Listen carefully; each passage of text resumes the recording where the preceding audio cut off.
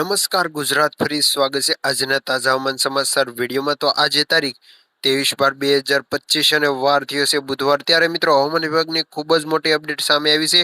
અંબાલાલે જે નવી આગાહી કરી છે કે 23 ડિસેમ્બરથી લઈને વાતાવરણમાં મોટો પલટો આવશે। તો તેના ડિટેલ સાથેના વિડીયોની શરૂઆત કરીએ, અને તેની પહેલા ખાસ જો તમે આ ગુજરાતી ન્યૂઝ ચેનલ ઉપર ન હોય તો ચેનલને સબસ્ક્રાઇબ કરી લો અને તમારા મિત્રો સુધી આ વિડીયોને શેર કરી દો।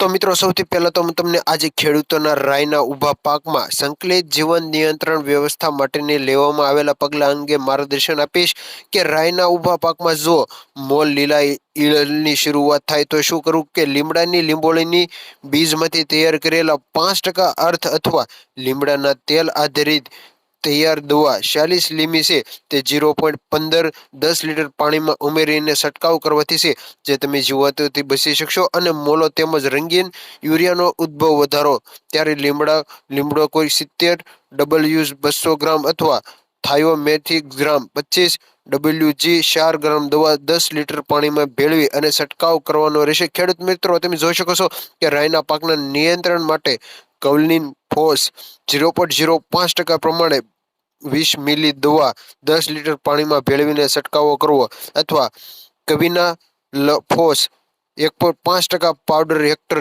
20 થી 25 ગ્રામ મુજબ છે તે છંટકાવ કરવાનો રહેશે। દવાનો વપરાશ વખતે દવા ઉપર આપવામાં આવેલા લેબલ મુજબ જે તે પાક માટે તે ભલામણમાં જણાવ્યા મુજબ કાળજી રાખી અને ખેડૂત મિત્રો છે તે છંટકાવ કરવાનો રહેશે। અને ત્યાર પછી હવે કેન્દ્ર સરકાર કઠોળ ટેકાના ભાવથી 100% છે તે ખરીદી કરશે। રાજ્યના ઉદાસીનતા પર સવાલ એટલે કે ખેડૂતોને 100% છે તે ભાવ ખરીદીના ટેકા ઉપર મળશે।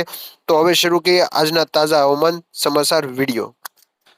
તો મિત્રો સૌપ્રથમ તો તમને જણાવી દઉં કે આજે તારીખ 24 ડિસેમ્બર 2025 એટલે આજનો દિવસ બુધવારનો દિવસ ભર શિયાળે ઋતુ વચ્ચે ફરી એકવાર વાતાવરણમાં મોટો પલટો થવા જઈ રહ્યો છે। ત્યારે કમોસમી વરસાદનું માવઠું અને વાવાઝોડાની શક્યતાઓ લઈને નવી આગાહી સામે આવી રહી છે। ત્યારે મિત્રો હાલ હિન્દ મહાસાગર ઊંટવાળા વિસ્તારોમાં એક અત્યંત શક્તિશાળી અને ખૂંખાર તોફાન સિસ્ટમ છે તે વિકસિત જોવા મળી રહી છે। અને આ સિસ્ટમ અલગ અલગ હવામાનમાં મોડેલ સ્પષ્ટ રીતે નજરે ચડી છે। ત્યારે મિત્રો 100% છે તેની આગાહી આપણે છે તે આ વિડીયોમાં બતાવી રહ્યા છે કે દરિયાની અંદર સતત દબાણ વધતું જોવા મળી રહ્યું છે તેવા સંકેતો પણ સામે આવી રહ્યા છે, જેના કારણે આવનારા દિવસોમાં આ સિસ્ટમ વધુ સક્રિય બનવાની સંભાવના વ્યક્ત કરવામાં આવી છે। અને આ સાથે સાથે મિત્રો બંગાળની ખાડી અને અરબ સાગર સમુદ્રમાં પણ એક હળવાથી મધ્યમ દબાણની 2 અન્ય સિસ્ટમો પણ સક્રિય બની છે। ત્યારે મિત્રો આમ એક સાથે ત્રણ અલગ સિસ્ટમો છે તે કાર્યરત થવા જોવા મળી રહી છે। દક્ષિણ ભારતના દરિયાકાંઠાના વિસ્તારોમાં મોટા હવામાનની ફેરફાર શક્યતા છે તે જોવા મળી રહી છે। જેમ જેમ આ તમામ સિસ્ટમો દરિયામાં માર્ગમાં આગળ વધતી રહે તેમ તેમ તેનો પ્રભાવ ભારતમાં અનેક ભાગોમાં જોવા મળી શકે છે। ખાસ કરીને ગુજરાતના હવામાનમાં આવનારા દિવસોની અંદર નોંધપાત્ર છે તે બદલાવ જોવા મળશે 100% એવી શક્યતાઓ વ્યક્ત કરવામાં આવી રહી છે। ભર શિયાળાની વચ્ચે ફરી એકવાર ઘનઘોર વાદળો ગુજરાતના આકાશમાં છે તે મંતાળા જોઈ શકશે।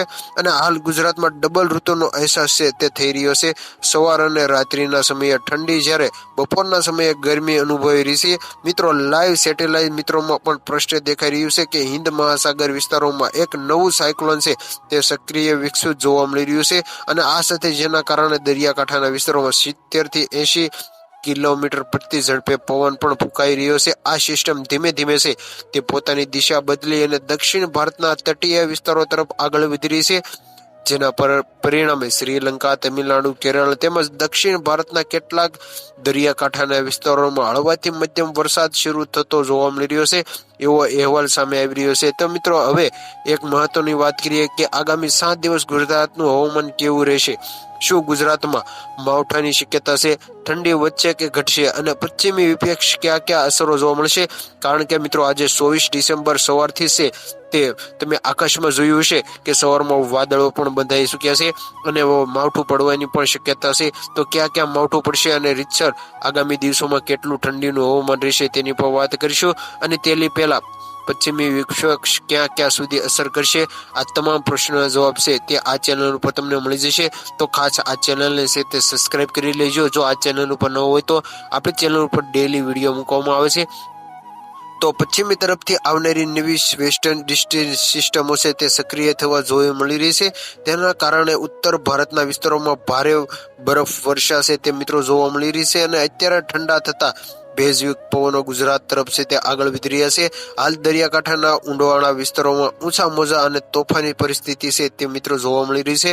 બંગાળની ખાડીને લઈને અરબી સમુદ્ર સુધી વરસાદની સિસ્ટમો શિયાળા તરફ છે તે ફેરફાઈ રહી છે, જેના કારણે સમગ્ર દક્ષિણ ભારત અને દરિયાકાંઠાના વિસ્તારોમાં હવામાનમાં અસ્થિરતા છે તે જોવા મળી રહી છે. ઉત્તર ભારતની ઠંડી હવામાનની અસર હવે પણ ગુજરાતમાં સીધી પહોંચી દેખાઈ રહી છે. લાંબા સમય બાદ ફરી એકવાર પશ્ચિમી વિપક્ષ સક્રિય બન્યા છે, જેના કારણે આગામી દિવસોમાં ગુજરાતમાં વાદળછાયું વાતાવરણ સર્જાઈ શકે છે. તો મિત્રો, ગુજરાતના જાણીતા હવામાન નિષ્ણાત આંબાલાલ પટેલ દ્વારા મહત્વપૂર્ણ માહિતી વ્યક્ત કરવામાં આવી છે કે જેના જણાવ્યા મુજબ અનુસાર સૌરાષ્ટ્રના અનેક વિસ્તારોમાં જેમ કે દ્વારકા, જામનગર, રાજકોટ, સુરેન્દ્રનગર, બોટાદ, મોરબી, પોરબંદર, જુનાગઢ અને વેરાવળ સહિતના વિસ્તારોમાં હવામાનમાં ફેરફાર છે તે આગામી દિવસોમાં જોવા મળશે. બહુ મોટો છે તે નોંધપાત્ર છે તે ઘટાડો છે તે શિયાળાની ઠંડીમાં જોવા મળશે. બહુ મોટો ફેરફાર જોવા મળવાનો નથી. દક્ષિણ ગુજરાતમાં પણ બારડોલી, વલસાડ, નવસારી, આવડા, ડેડિયાપાડા, જાંબુસર અને કરજણ જેવા વિસ્તારોમાં વાદળછાયું વાતાવરણ અને હળવા ઝાટપની શક્યતા છે તે વાતાવરણમાં પડશે. તો મિત્રો, આપ છે તે સવારે છે તે ખેતરમાં જજો અને જો આપને આગાહી સારી લાગી હોય તો તમે એકવાર અવશ્ય જજો, કારણ કે તમે જેવા વાડીમાં પહોંચશો ત્યાં તમને છે તે વાદળછાયું જેના કારણે છે તે સવારમાં મેઘરાજાની જે ટપકા છે તે પાણીના તમને જોવા મળશે. અને વાત કરીએ તો ઝાપટાની શક્યતા દર્શાવવામાં આવી છે અને સાપુતારા જેવા ઊંચાણવાળા વિસ્તારોમાં ઠંડીનું પ્રમાણ છે તે વધતું જોવા મળી રહ્યું છે. અમદાવાદ, ગોધરા, નડિયાદ સહિત મધ્ય ગુજરાતના વિસ્તારોમાં સવાર સાંજ ઠંડી અને બપોરે ગરમી અનુભવી રહી છે. કચ્છ અને ઉત્તર ગુજરાતમાં પણ ડબલ ઋતુનો અહેસાસ છે તે જોવા મળી રહ્યો છે. તો મિત્રો, આગામી દિવસોમાં ખાસ કરીને ડિસેમ્બરના અંતમાં નવા વર્ષની શરૂઆતમાં કમોસમી વરસાદની શક્યતા પણ વ્યક્ત કરવામાં આવી છે. જાન્યુઆરી મહિનાના ઠંડી વધુ તીવ્ર બનશે. 11 જાન્યુઆરી બાદ હળવાથી જાતની ઠંડી અનુભવી શકે છે. ઉત્તરાયણ દરમિયાન પવનની શક્યતા હોવાથી પતંગ રસિયાઓ માટે છે તે સારા સમાચાર, કારણ કે ખેડૂતો માટે માઠું ચિંતાજનક બની શકે છે, કારણ કે પાકને નુકસાન થવાની શક્યતા નકારી શકાય તેમ નથી. આથી મિત્રો, આવનારા દિવસો હવામાનમાં લઈને સાવચેત રહેવું તે ખૂબ જ જરૂરી છે. દરિયાકાંઠા વિસ્તારોમાં ખાસ ધ્યાન રાખવું અને હવામાન અપડેટ પર નજર રાખવી. અંતમાં મિત્રો, તો જો તમને આ મહત્વપૂર્ણ અને વિશ્વસનીય હવામાન સમાચાર નિયમિત રીતે જોવા માંગતા હોય તો આ ચેનલને લાઈક, શેર અને તમારા મિત્રો સુધી શેર કરજો અને સબસ્ક્રાઇબ કરવાનું ખાસ મિત્રો ના ભૂલતા. ફરી મળીએ એક નવા અપડેટ સાથે.